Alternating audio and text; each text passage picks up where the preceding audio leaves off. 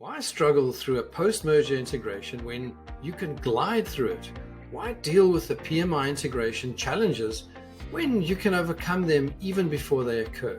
Why move slow when you can move at pace? What are the world's leading PMI experts doing right now to achieve profit-accelerating integrations? This podcast will give you all the answers to these questions and many more. My name is Dudley Peacock, and welcome to the 100 Days and Beyond podcast. Okay, welcome everyone to another episode of 100 Days and Beyond, and also the Fractional CMO Marketing Leadership podcast.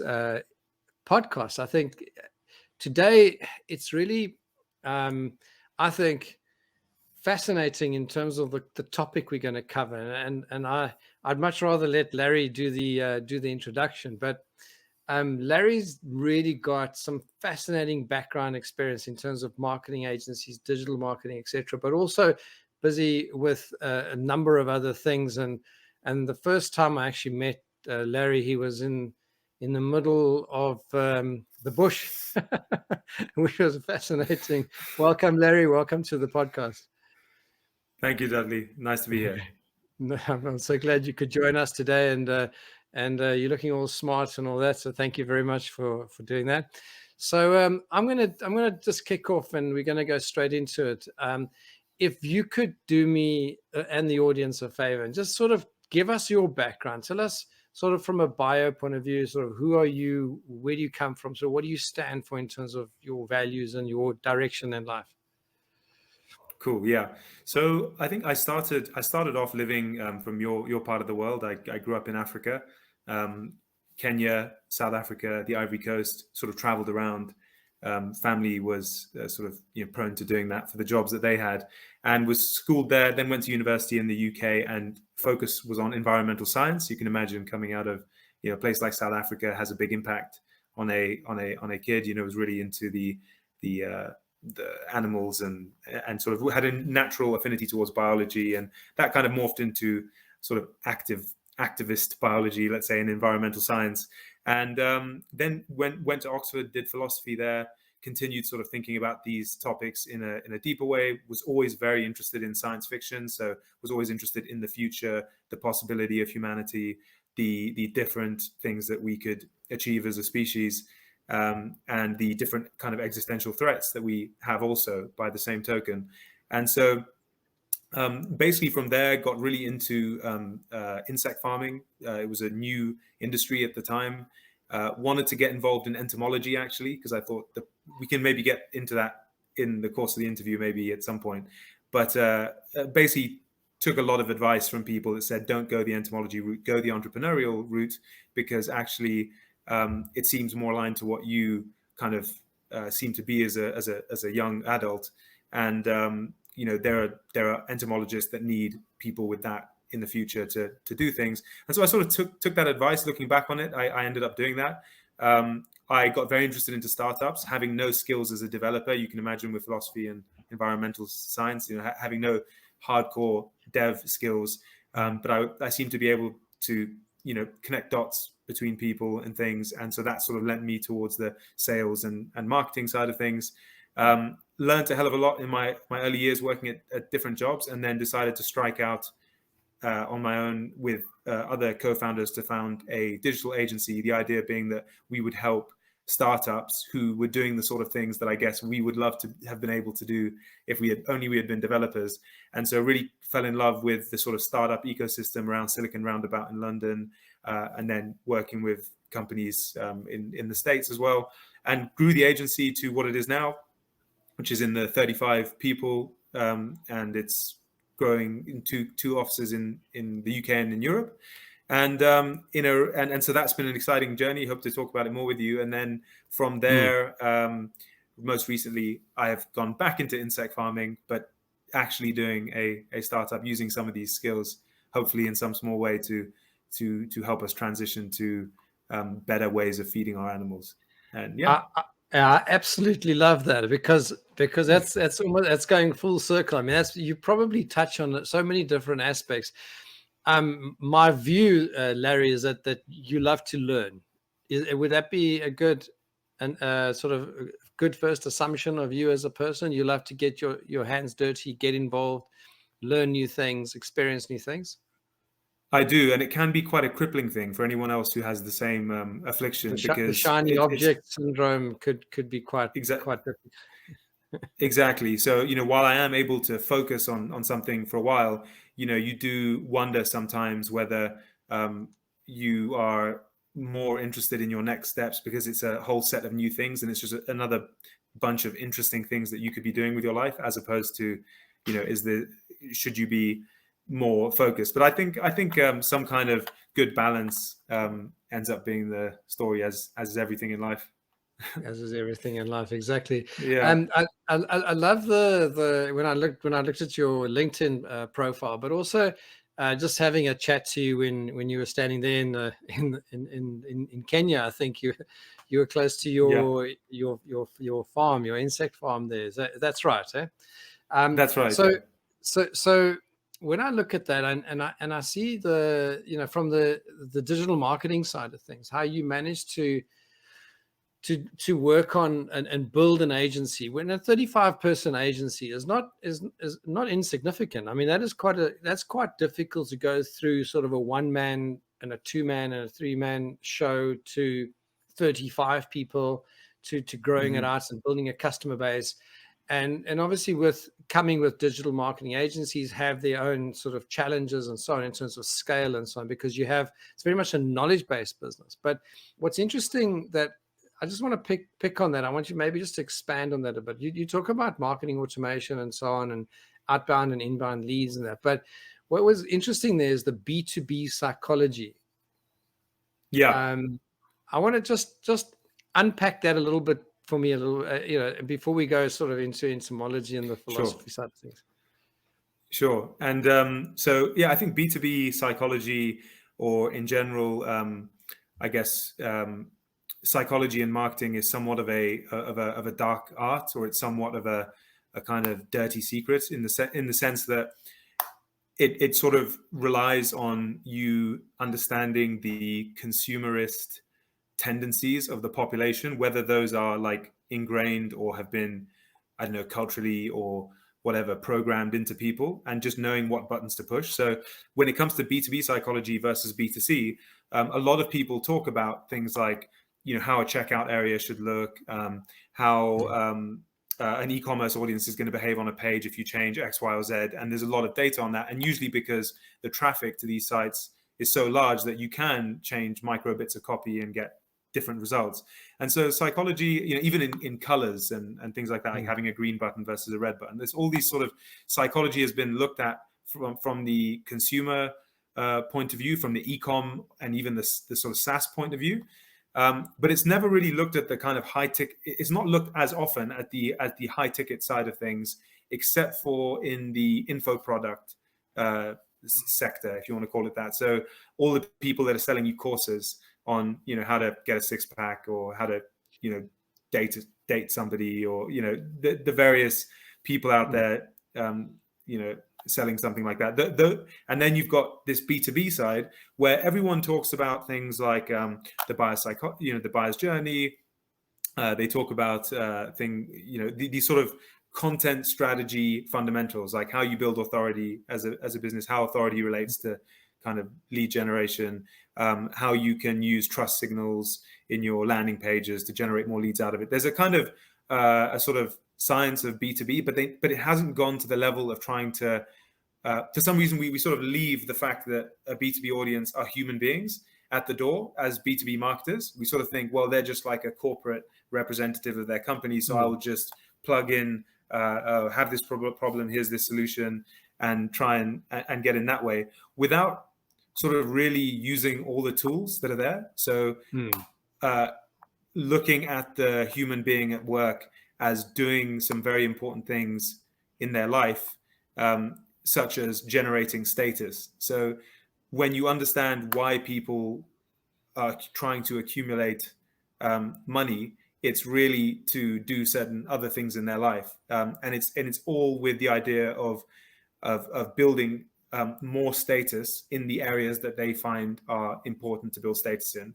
So that can be anything from, I need a better car because I think then if I have a better car, people will think X of me, and if they think X of me, then I will do better with my friends. It's complex things that human beings get up to, and it's not always obvious, but basically at work, people are trying to um, look intelligent to their colleagues. They're trying to get better job security. They're trying to increase their pay so they can do all the other things in their life that they want to do with their pay. There's fundamental things that we're actually doing. And by not talking or addressing those things and just saying, hey, your company would be great for this product because your company needs it. You should say that, but you can get so much further if you also hint at or allow the person to understand, or to trip that little wire that says, hey, this is also directly beneficial for you and your career and your step on the ladder and what comes with all of that and all those things that you actually dream about at night, that would only happen if you could get to that next step. Well, this is the key to that next step, as well as being great for your company and great compared to competitors and all the other standard B2B, markers. And I think we forget that in B2B. Yeah, and I think just to expand on that thought, because I think especially around the podcast and the audience that we generally have on these podcasts are people that question the next layer down. This is not one of those flashy podcasts where we talk about make $1 million in 5 minutes because you can download a PDF for I don't know $4 or something ridiculous. So this is not that kind of podcast. I mean, for me, it's about peeling away some additional layers. So some of the additional layers around B2B psychology and so on. And I've been in the B2B space for quite some time. And what I found useful was to try and understand. I mean, you talk about the buyer's journey as opposed to a sales process. It's like, how do you map your business purchasing or acquisition of a service or a product for the use of the company? The bigger the company, the more complex, the more authorizers you have, the more decision makers you have, the more influencers you have, and the more probably ego and other things you have at play. And then also the dynamics within the organization also come to play. So there's so many different things. But what I try to do, and maybe I need your sort of view on this, is what I try to do with the B2B space is to try and map when you are engaging with B2B clients. And often these are bigger ticket sales. I'm talking about big ticket software sales or big ticket sort of equipment or something like that, or a refurb of a factory, or even, like these big power stations, they need, maintenance schedules and things like that. So these are big service or big product-based sales.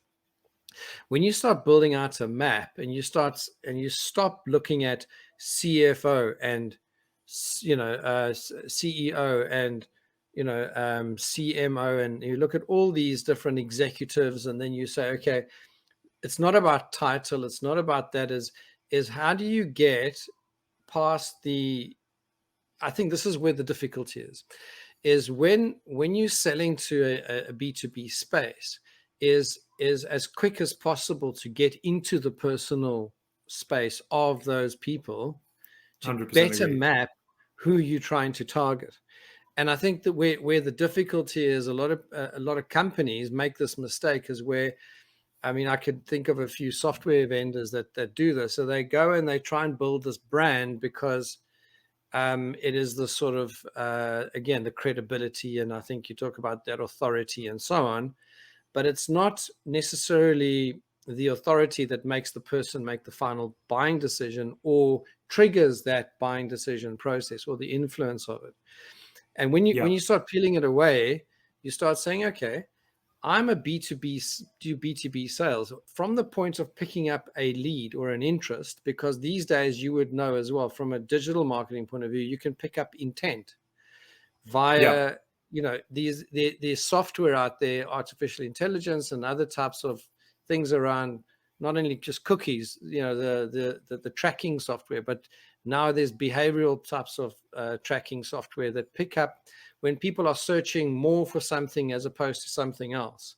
And then you have these spikes in these intent searches. And if you could find who in the company is doing those searches. Often it's a junior doing it on behalf of a senior, and then collecting information. So it's like it's very, very difficult to make the transition. So just tell us, sort of, when you in your agency, how do you deal with a client who does B2B sales? I mean, and they're struggling. Okay, so now they're in a position where we're trying to get into these companies. The world has changed. We can't get hold of the right people. Decision making has changed. People have got tired and they got mentally stressed and all that kind of thing. I mean, all these pressures that we're going through, and now there's sort of what they call cost of living and all the other stuff, and people are mentally, under pressure. Tell me how you would advise somebody, taking all those different aspects as to a good, decent enough process for a B2B type of entity. Yeah, I mean, I think definitely your background is more sort of in this kind of the sort of sales enablement side of things, whereas we sort of drop the ball, drop the opportunity at the sales qualified lead. So we don't necessarily distinguish or are able to build a lot of that in. So, for instance, the kind of companies we work with are, let's say, SMEs that are maybe 100 people plus, that are, like you say, selling some innovative software, like tech startups.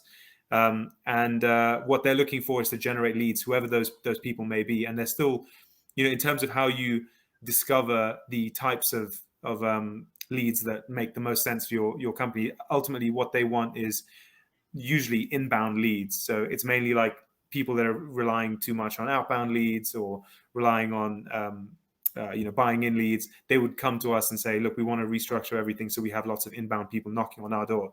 But yes, you're quite right that initially you may be you may have a subset, or even a large part of your leads are the junior down the road who's not really at the point at which they are ready to convert. I mean, they might just be doing research. And so I think there's ways you can build into your forms, and like you say, there's tools you can use to sort of try and piece together who that person is, and then serve them with additional content that's maybe more about like empowering them to get the opportunity across to their superiors and all the information they need to progress it. But I mean, we don't do the sort of ABM work, the real like key accounts, really looking at, okay, I want these 100 companies I want to get in, where the sort of thing you're saying, I totally, would defer to you. I think you've spent a lot more time looking at how you approach a plan of attack to like a set audience of really large companies. It's a completely different kettle of fish. I totally agree. Yeah. Yeah. And I think that's very useful information, because you have the MQLs, as they call it, marketing qualified leads. There's SQLs, which are the sales qualified leads.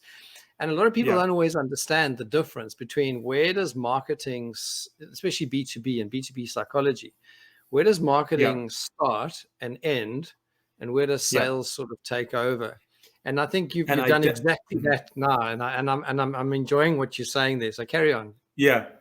So I think that any marketer that's telling you that they need to stop at MQL, I think is not being quite serious, because they're certainly, if you're at the point where you're talking about MQLs and SQLs, you're definitely a size of company where you can build a closed loop analytic infrastructure. Like, there's no reason why your leads, however they're generated, should not be passing through your CRM. And when the opportunity is created, that the Google ad ID or the Facebook ad ID or the whatever IDs are imported into the CRM, and the deal value is assigned to it. And then even when they close, that data is sent back to the ad platforms, so that you can actually see how much bottom line, lifetime value did this keyword or did this campaign generate.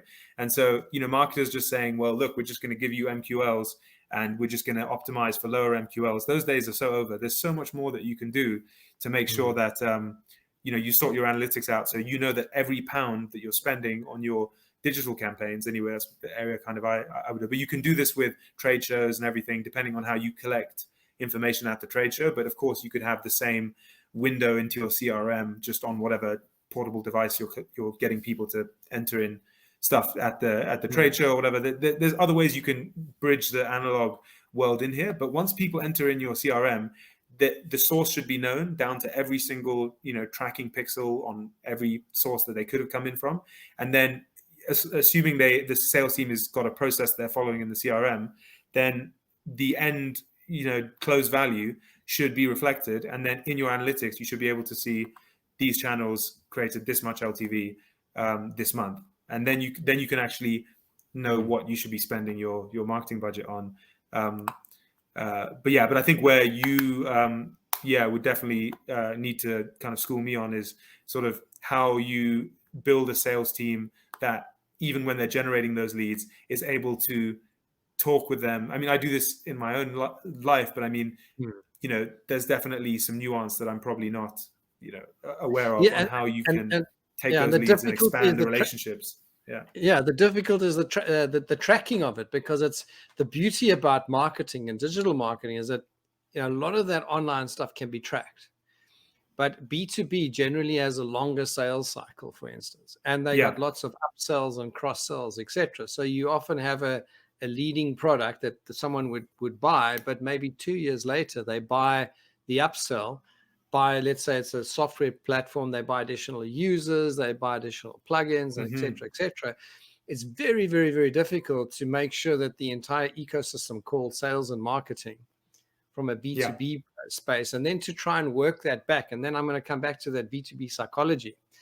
It's at what point, and I'm thinking, and I think this is probably where a lot of your background probably comes in quite useful, is being able to potentially go back and say, let's go and look at the entire journey that the customer had, from even the lost deals, find out why they lost, find out why they didn't happen, because we know it's a numbers game, and it's a 1 in 3 or 1 in 5 or 1 in 10. I don't know, depending on how competitive the market is.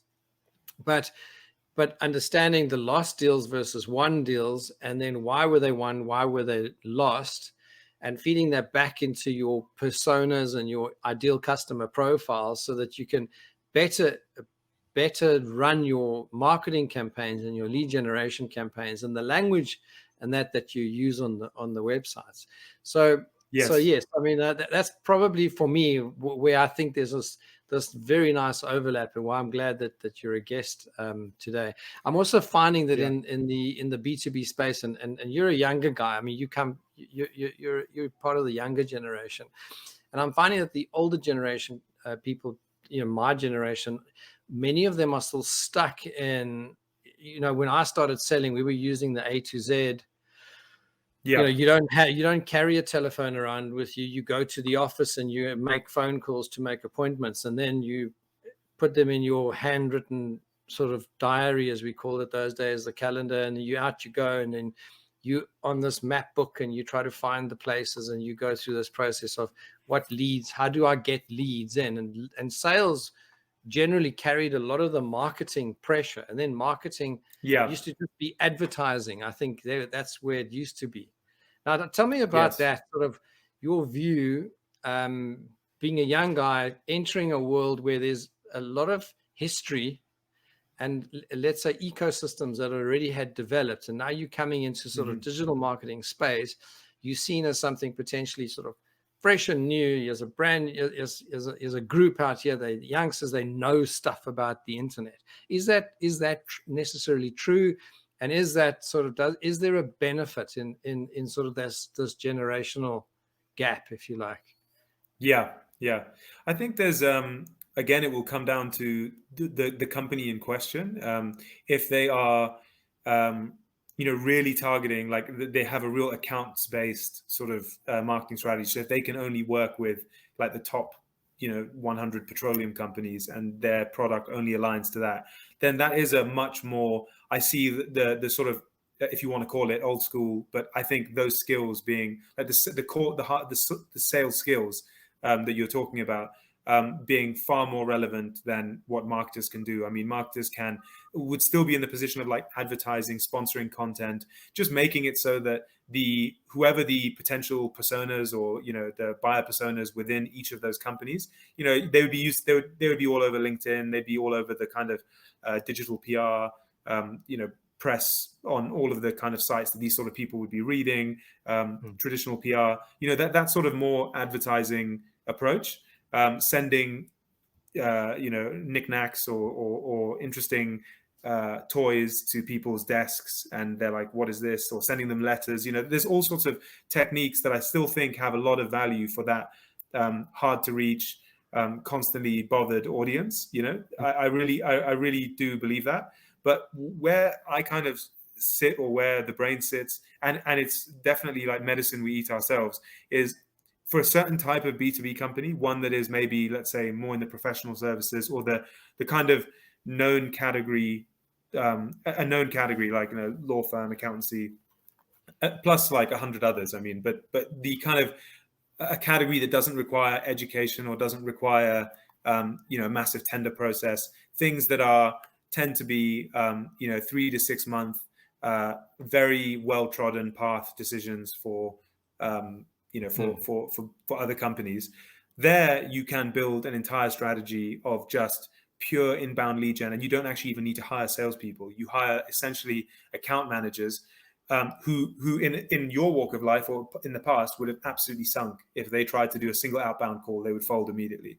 They just would have no hope in doing that. But you can then, rather than hiring those people, you can generate an entire inbound ecosystem where you just wake up every morning and there's just meetings filling in your calendar, and you never touch the system. It just all comes into the calendar, whether that is sponsored content funnel going into a HubSpot nurturing funnel, going into a book a time to speak, call to action at the end, or it's a Google ads, or it's a search engine optimization.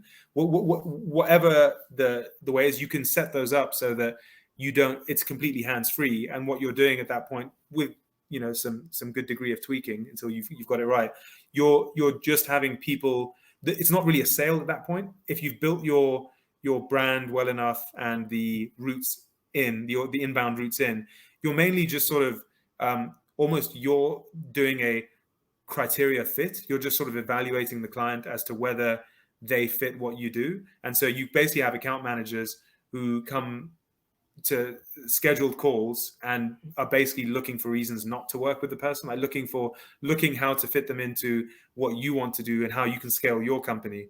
And that's a much easier, and it's the situation at the brains. Like we have, it's just, what I mean? It's more that you're actually looking for reasons why you don't want to deviate. You have your certain core services, you have your 2-year strategy, and you know what you want to be doing more of, what types of companies you want to work with, and you're looking for a client agency fit, and kind of going through a list of questions. And the person on the other side is not expecting you to prove that you know anything about marketing. Like, they've already been through the funnel. Like, they're already at the door, because they've already been sort of convinced. They're now looking for a quote. They're now looking to sort of compare. They're at the bottom of the funnel already. So,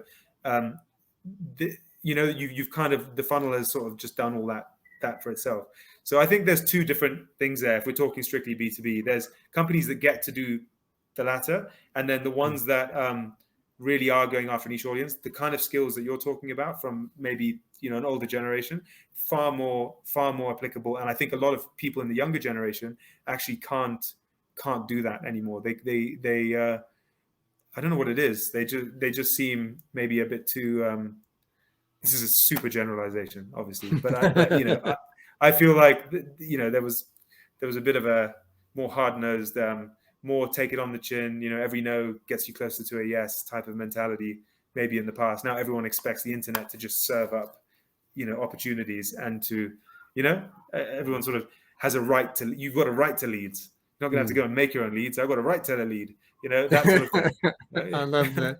Yeah, and I asked you specifically, and you answered absolutely perfectly, because it's exactly that. And this qualification process, and I think the companies that get it right know who they are, they know what they stand for, and they have products and services that are configured for a repeatable process, or a repeatable sort of operational procedure that delivers better results, because you can repeat it in such a fashion that you know where all the pitfalls are, because you've been through it a number of times. I think the difficulty is where companies, I mean, even digital marketing agencies, I think we touched on that Oh when yeah, we spoke previously. we Digital we marketing made this agencies mistake sometimes and are digging try and ourselves be out of too it. Yeah. customized. They try too Yes. many, like, oh, today I've got a dentist and tomorrow I've got, I don't know, a mechanic and then an architect and then a this and a that. And what I love about the way that things have gone, and yes, you're probably right from a sales point of view, it's probably less aggressive and probably more about, more about sort of taking a softer approach, if you like. I'm not sure if that's the right way to say, because these days you've got to be very careful what you say. But I think if you look at that whole dynamic, for me, is the better companies now today are the ones that are able to set up a repeatable framework within a Hmm. narrow space. And when you're Hmm. generating leads, your pipeline and not the pipeline, the actual sales process, your landing page and your sales funnels and all that, lead the person on that path, because that is what they resonate with. Those are the Yeah. results that they want, and those are the results that as a company you can deliver. So tell us a bit Yeah. about that journey, because I found that fascinating when we spoke, because you had gone through that learning curve of, I think, trying to be what we used to call all things to all men, to Yeah. then narrowing that focus. Tell us a bit about that journey. How did you sort of get through that? Yeah, so we started in 2015, and I'd say it sort of took us probably 3 years to learn that lesson. So almost half of the time the agency was, looking back on it now, a lot of time. You don't want to say wasted, because I guess you wouldn't have learned those lessons anyway. But it would be lovely to have just not had to learn the lessons and just start out with it, with the info sort of intuited. But yeah, so we started out trying to go full service, because it's kind of the temptation is there when you're a smaller company, which is, you don't have a reputation yet. So you're sitting there thinking, I have a lead, whatever that lead wants. You're not thinking about it in terms of, does this fit who I am? You're thinking about it as in, I'm desperate for business because I've hired a bunch of people and I probably shouldn't, because I'm a new company owner, and I thought the good times would always last. And now, I'm faced with having to let people go unless I can get work in. Can I sort of jam some square pegs into round holes? And that is, I think, that's a real thing that happens. I mean, it would be great if everyone could have the benefit of, like, I don't know, I guess actually working in the industry before. I'd never worked in the marketing industry, well, not very long before I started. But I think a much more sensible route to starting an agency would have been do 5 years in an agency, see all these problems, listen to this program, listen to Dudley Peacock actually talk to you about these frameworks, and then go out and build, like, just execute. We'd probably be just as far along. So we've almost had sort of client-sponsored education for 3 years, which would have been probably better for all parties involved if we just turned up now with the information we had. How much you have to sort of feel the pain. I'm one of those people that has to feel the pain. I have to feel that the stove is hot before, even if you tell me 100 times, I've got to first just confirm it and just touch it with my hand before I get it into my head that it's a real thing. And so I think, I think it's just the way it goes. The temptation is always to just take whatever the client is saying, because you've Well, I got mean, them you right got there. bills to pay, don't And you? yeah, I mean, you got bills to pay. yeah, You also are excited as well. I mean, there's also a level of passion and interest, because you might not have tackled this particular issue before, this project or this type of yeah, clients, and it's sort of the shiny thing. And it's like, oh, that sounds like a good idea. I'm going to tackle this. This is my new client, and you're all happy about it. And then yeah, a month, 3 months later, the client's all upset with you, or you are unhappy because you're being pulled in this direction. You need to go there.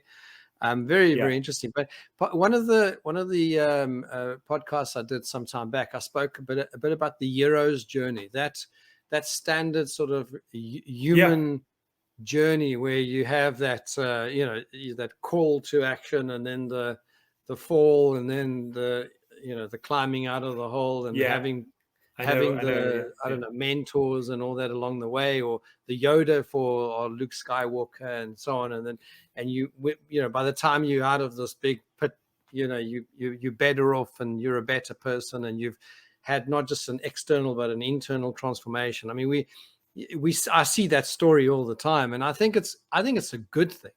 I don't think anything that's easily won, and there's the shortcut, and that's why people try and avoid the tough journey, and I think you're actually Yeah. worse off for it.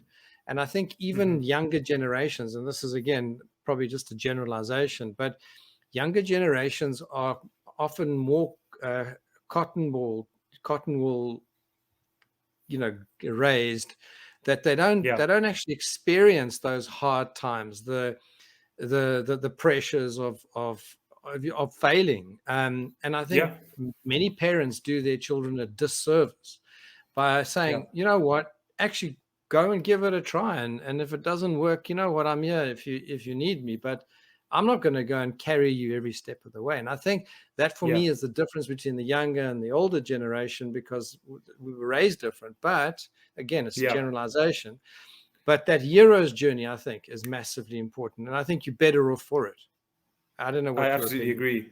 I absolutely agree, and I completely see what you're saying with the kind of younger generations of which I'm a part. I mean, I don't know what it was about maybe my folks, but they were, I was up to a lot of things that I shouldn't have been as a child, and they didn't seem to really care. I think, but I think it's this sort of like precious child syndrome where, because birth rates have been declining, all across Europe, and this is quite a tangent, but it's that people are having less kids per family, and so the less of a thing that you have, the more precious you are about, like, oh well, we can't, nothing bad can happen to this, because it's so expensive to have a child now, and it's, with real wages have not increased, in line with inflation.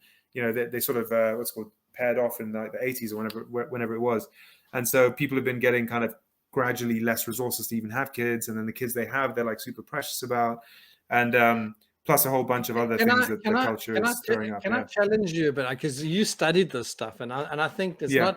not tangent. It's I'm glad we got to this point, because you actually studied Yeah. a bit of this stuff, and you spoke about, the human beings as a species, etc., etc., and this whole sort of looking at the human race, and how everything is developed and so on. And I want your sort of opinion on this, where I think that the standard of living has increased. Hmm. The wage, the wage sort of what people perceive as their wages or salaries, and that the incomes have not gone up. Okay, as in It relation to, I still think 50 years ago we didn't have dishwashers, we didn't have washing will machines, we also didn't social have. welfare, Dudley. Our social welfare programs are so much more developed now that yes, you're right. That in a way, So you're are getting we a lot of truly handouts from the worse state. off? Yeah. And is Yeah. it really an excuse? And this is a question I've had. Is it really an excuse to have fewer children? Because what happens is it also messes up the lineage. If you look at the bigger, I mean, we've got the Queen passed now, and Yeah. you're looking at them trying to tighten the family, and sort of narrow the royal family, if you like, and you start thinking, what are people doing automatically when they are having fewer kids? They creating a scarcity mentality, aren't they? And to a certain extent, it's Mm. like, I don't have enough, therefore. But actually, you know what? You're sitting over the weekends, binging on Netflix, ordering in takeaways. You're doing loads of different things that people up to 100 years ago worked 7 days a week. Was uncommon Yeah. to have a weekend. It was like, it just wasn't a thing. You worked Yeah. 7 days a week. It was just that's just the way it was. Now it's like, Yeah. then I think with the advent of sport and all that, I think 100 or so years ago, then Saturdays became a thing. It's my weekend now, it's Saturday. Then they had to find a way to entertain people on the weekends, and then there was all these sports. But you know more about this stuff than I do. But I just want to sort of throw it out there, and tell me what you think in terms of your studies and your experience. Yeah, and I think this is where, sadly, like the sort of being a marketer kind of conflicts with a lot of the kind of values maybe that I have. In a way, it depends on what you're doing the marketing for, right? If you're doing the marketing for a very valuable charity or something that's going to save people loads of money, then you can really get behind it. And of course, when you want to work with clients, you want to do things that map onto what you think is good for the world. You don't want to be selling casino casino apps, or buy alcohol at 24/7 kind of apps, or you know what I mean. So you can absolutely align to these things, and marketing can be a powerful tool to help to do a lot of good in the world. But I think that most marketing sort of taps into a sort of mindless consumerism, and I think that has been sort of ratcheting up more and more and more. As the more data we've had, the more buttons we're able to push with people, and it sort of leads them. And I think this feeling that I'm describing, that things were better before, and I don't have anything left, or I can't have kids, or all the rest of that sort of feeling, comes from people spending a really big portion of their attention and resources on pursuing things that really have been inserted in there. And this isn't a conspiracy theory. It's just if you're continuously looking at Instagram and you see everybody, it's kind of like keeping up with the Joneses, but except for on an international scale. So now, instead of your neighbor being the Joneses, who have a slightly better model of BMW than you, your Joneses is Kim Kardashian jumping out of her Ferrari or something. And so now you're constantly looking out, and then you're then being reinforced with marketers saying, here's this aspirational brand, go and spend all of your money on Nike, go and spend all your money on these holidays and stuff that you just get into this consumerist trap, and it makes a lot of money for a lot of big companies, so it's a complex thing. I'm not pretending to be some sort of to have all this, any of the solutions, but I definitely agree with what you're saying, that people are sort of different from in the past, wanting things very different. They're wanting very different things out of their weekends, out of their social life, out of their what they're entitled to kind of enjoy, and those entitlements actually cost a lot when it comes down to it. That we're just consuming so much more than we would before. That of course it seems as if there's never any money or resources to do everything, because there's so much resources that need to be spent on getting to the next rung of the ladder, that the ladders, I should say, they're presented to you every day by brands and celebrities. So yeah, it's crazy, and I'm an observer at this stage of this behavior, and I think when people say that they can't afford certain things, I mean, all you have to do is probably just go and have a look at their budget.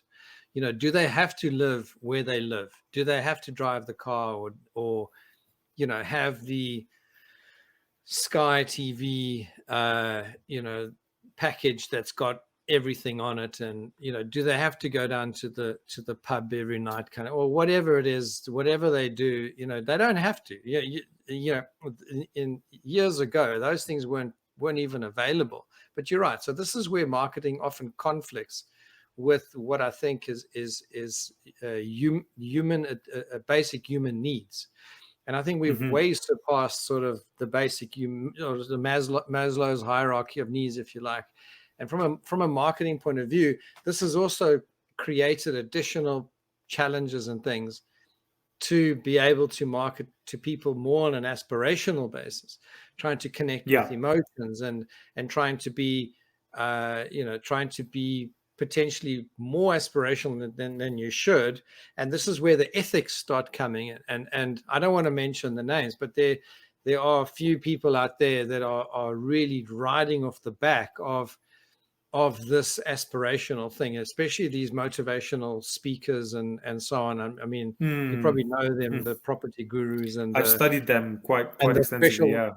The guys that clap hands and raise hands and shout hoorah and all that kind of thing.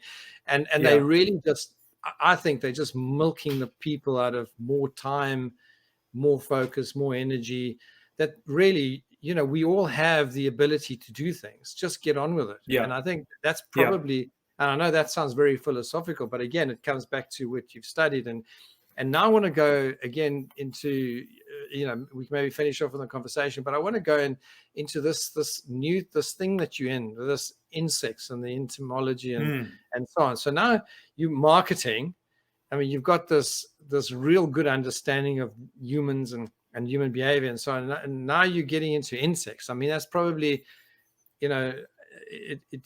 probably, how does that fit? Just tell us how that fits. Well, I think, I think to do justice to the discipline of marketing, just to round off our conversation is, for me, we talked about all the ways in which it can be used to prey on the kind of aspirations or like consumerist tendencies that people might have, and to, like you say, milk them out of things that everyone, the other person on the other side should know is not appropriate, but ethics be damned, for a lot of people, unfortunately.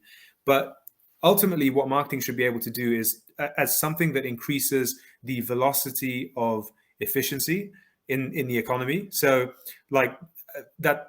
I mean, I've just made that up, but I don't know how to explain it. But it's more like, if there's two companies and one of them genuinely has a better service, or they've done an innovation that allows other companies to benefit and reduce their margin, like improve their margins by 5%, which then obviously gets taxed and then goes into social services, is of immense benefit to the whole of society, that product or innovation or service or company be the leader of the pack. You would not want them stifled under a massive marketing budget of a multinational who is just weighing down and just just rooted in like a big oak, and not letting all of these exciting blooming flowers grow.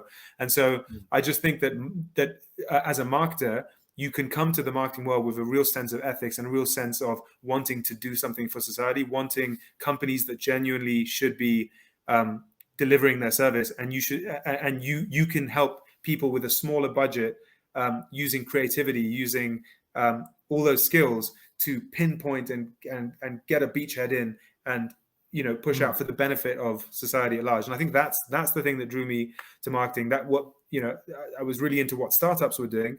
So I was really involved. I was involved with a bunch of startups before I started the agency, many of which failed. Not me personally, but I joined as like the first employee or whatever for different like delivery startups and green tech startups. It was really fascinating ride, and that's where I discovered I really enjoyed the marketing sales side of things, because I tried my hand at everything, and that's what I love the most. But being in those companies, you really wanted them to do well, and they really had an opportunity to do well. It's just that they didn't have the skills to communicate that and to build the trust needed to unleash this awesome force on the world. And so I thought, if I could learn that skill, and next time I have one of these ideas, maybe myself or I'm with other people doing it, then I would feel confident that we can do it. And so the insect farming thing, the insect farming came from university. I've always wanted to do it. In fact, at the Brains, all of my co-founders know that I was eventually going to do this. I was just basically building enough seed capital to do what I wanted to do. And so I like, for my dissertation, I at uni like 12 years ago or whatever, I was with the original guy who started insect farming in South Africa. Actually, he was the first ever person to do it at a commercial scale. It was a company called Agri Protein, and I had a really great interview and did my whole thesis on what they were up to. And I was just like, this makes so much sense, because again, it's about efficiency. It's just, we have all this wasted food and wasted organic material that comes out of like food processing, food warehouses, food logistics, the side of stores, bakery. Just, there's so much just organic matter. We waste about a third of the food that we eat. Nothing is done with it. And then at the same time, you have insects who are readily consumed by fish, by chickens, by pigs, monogastric animals. They love insects. In fact, that's what all the pecking is about with chickens. And we're currently feeding them fish meal and soya meal. Fish meal, contributing to the destruction of our oceans. Soy meal contributing to the destruction of our forests, one of the largest ones, and obviously all the CO2 that comes with that. So even if you take the environmental side away, it's like you have insects which multiply at the rate of knots. So they can grow from barely visible to this size, about centimeter and a half and 200 milligrams within 10 days. And you can have these things eat through tons and tons of waste, turning it into fertilizer and protein and fat filled larvae, which you can then sieve the two products apart, and you can dry the larvae, and you can grind them into powder, and you can sell them to feed millers and create animal feed products, which are based on insects, which they will happily eat, be much healthier for them, save waste, and it's actually better for their guts, because they naturally fish and chickens and pigs naturally eat insects. They don't naturally go around eating fish or chewing soya. So there's it was just one of these ideas where it was like, it's a win-win-win-win. It's a cheaper product. It's displacing an environmentally, look, I'm very happy that we fed our animals. We needed food to have a societies that we have. But if there's a problem, capitalism is here to provide a solution. And so there's a problem now. We're recognizing it. Let's just crack on. And just no one has to be green if you're putting money in their pocket. If I go to a food processor and say, hey, I can manage all of your feed waste, I can manage all of your food waste, your organic waste, and I can manage it for free. So all that money you're spending dumping it, have that money back. And I'm going to come and manage your waste. And I'm going to be doing some stuff in shipping containers on your site. There's going to be insects in there. I'm going to be bringing insects, taking insects away. I need a corner of your site, and you never have to worry about waste again. It's sort of like putting money in their pocket. It's making a better feed. It's helping the environment. It's increasing efficiency of waste. It was one of those ideas where I was like, this isn't even a green business. It's just like an efficiency business. And so it just stuck with me, and I wanted to do something in it the whole time, but I had to learn how to be an entrepreneur and go through all these things. And then luckily I met up. I had friends already in the industry because I've been looking at it for a long time, one of which was a phenomenal woman called Andrea, who's been C-suite at two of the largest insect farming companies in the UK. And we decided to pair up, and we're now in the UK and in Kenya. But currently most of our operations are in Kenya, but that's kind of shortly to change.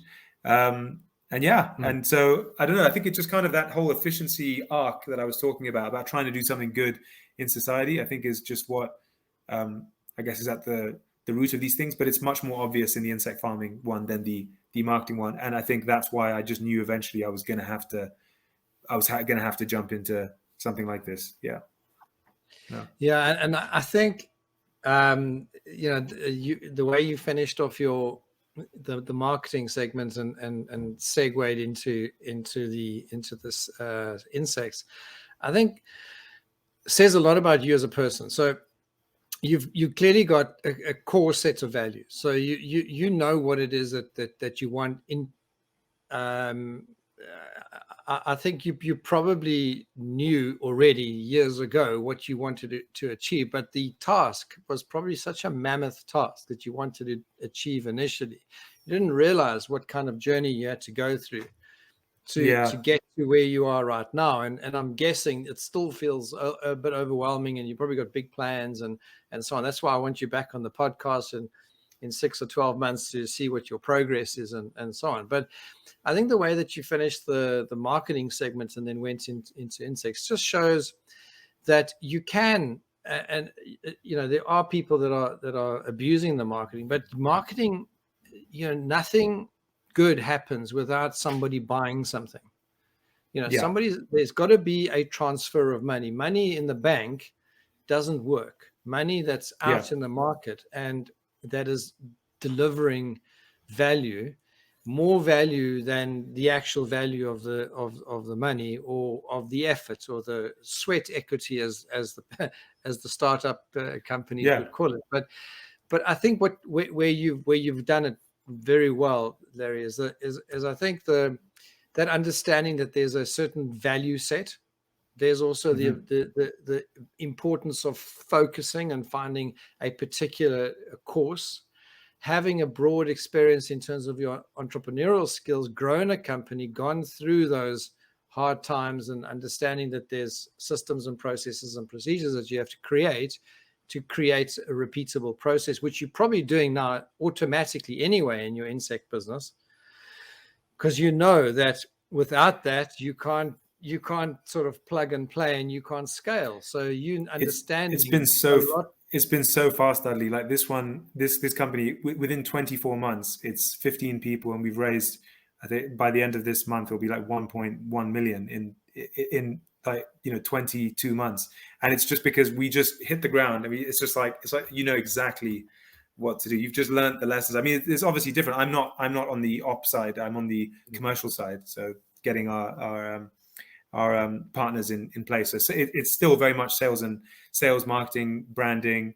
and some on-site stuff as well, which is new to me, which I really like. That's the kind of learning new stuff, and getting my head around the tech. Like, I know our tech inside out. I'm sitting there with the engineers every day, because one day I'm going to be sitting in front of people telling them how much better our tech is than others, and I need to talk like an engineer. So for that reason, I'm sort of helping in that department as well. But yeah, just with the other guys that I'm lucky enough to have with you, Andrea and Tom, like, they've all been through startup world a lot and come with a lot of great skills, and it's just so much easier the second time round.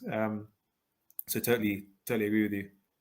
Yeah, no, well done for that, and that's why I wanted you on the show, because I think it just brings a completely different view. I mean, this show most of the time we have mergers, acquisition guys, we have people that are post-merger integration, and we also focus a lot on the marketing side of things as fractional CMOs and marketing leadership and so on. But I think your story and your background and what you've done is really, I think, a shining example of what entrepreneurship is all about. It's about just putting yourself out there. You find something that you're a bit passionate about, you just go for it. I mean, you studied something, you did something different, you built a business, but every time it's not just the scaling of wealth, and that you haven't spoken about at all, about making loads of money and sort of like, sailing off into the sunset on a I don't know, whatever, yacht and so on. But you talk about adding value, you talk about you get excited about the stuff that you're busy with. And I think that's the mark of an entrepreneur, because I think you never actually stop. That's to a certain extent why I called my company The Skillful Pursuit, because it's the constant search or pursuit of skill and of challenging yourself and just becoming better and better and better. And that's Absolutely. really, for me, a shining example of that skillful pursuit of absolutely, of what yeah. So I thought I'd just share that. I thought just trying to get someone behind me to not come in. Yeah. But yeah, I mean, thanks. Yeah, I mean, like, it's like I'm taking it one day at a time. It's as you do, you've got to do that. As one does. Yeah, as one does. Yeah, exactly. Yeah.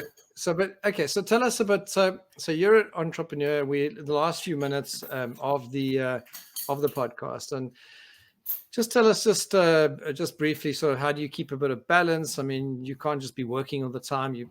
Hopefully you've got a bit of balance, if there is such a thing. If there's not such a thing, that's also okay, because in my career, very seldom I've ever had a thing called balance. But that's another story. But tell us, do you have that? And then maybe just sort of finish off with, if people want to get hold of you, how do they do that? And if they want to engage with sort of more of what you do and so on, just share a bit of that with us. Okay, cool. Yeah. So, yeah, I mean, balance wise, that's an interesting one. I mean, I guess I don't sort of see that concept, just in the sense that, like, I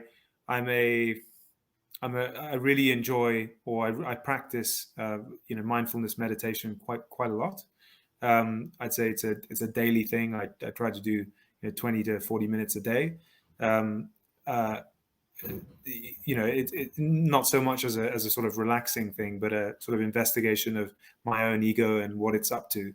And my sort of I see myself as an incredibly privileged person, not for any kind of category. I just mean I have literally just been privileged by my parents, having been what they've been, being able to send me to these universities without a university loan.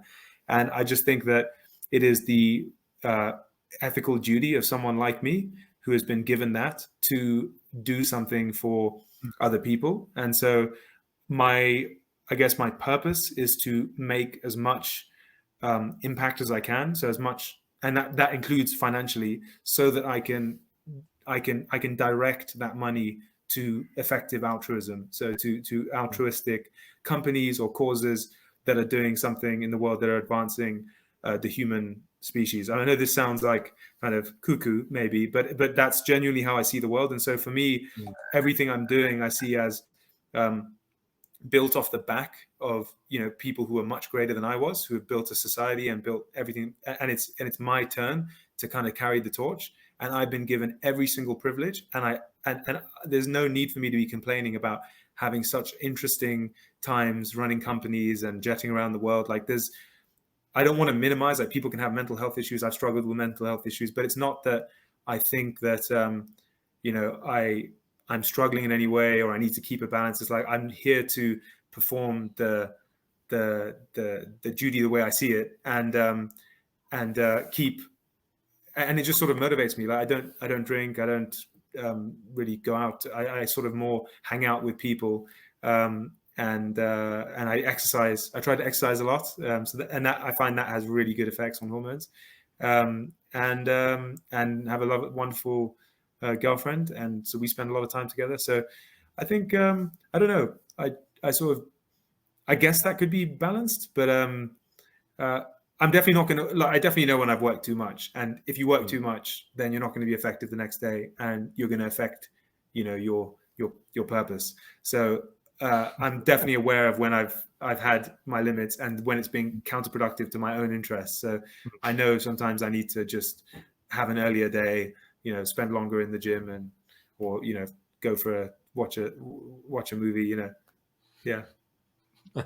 I like this. So tell us just how do people get hold of you, Larry, and so how do you, what are you prepared to talk about if people do get in touch?